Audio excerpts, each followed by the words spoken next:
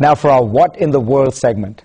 What got my attention this week was a fatwa issued by this man, Muhammad Tahir-ul-Qadri.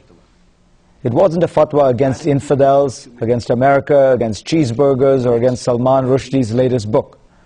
No, this fatwa was against terrorism. Now, ever since 9/11, I've asked the question, where are the mullahs, the sheikhs, with their condemnations of terrorism and jihad?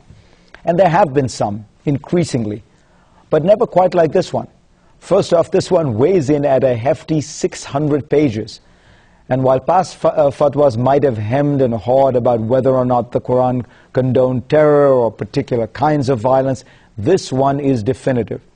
It says there is no theological justification for terror in Islam, and indeed such attacks are condemned by Islam.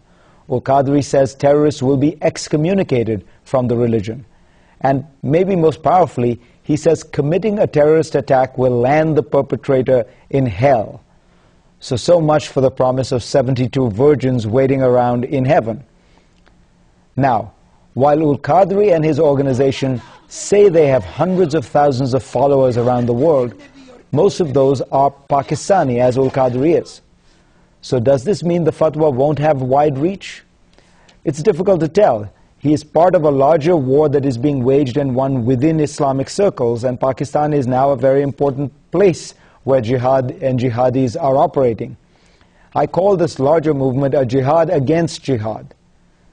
To understand, we have to go back to the days right after 9/11, when the Western world was deeply worried, with justification, that this was just the beginning of a never-ending, intractable, and incredibly bloody war with many of the 1.5 billion Muslims on the planet. But that never happened. Instead, 9/11 has turned out to be a wake-up call to the Muslim world. It has produced some reflection on the state of the Arab world and Islam. It has also produced a series of attacks by Al-Qaeda and affiliated groups against Muslims themselves in places like Iraq, Indonesia, Saudi Arabia, Jordan, Egypt. And these attacks force the leaders in those countries and many others to fight jihadis and to stand up for their brand of moderate Islam.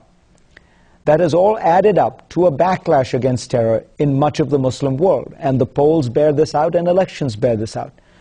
It is not enough.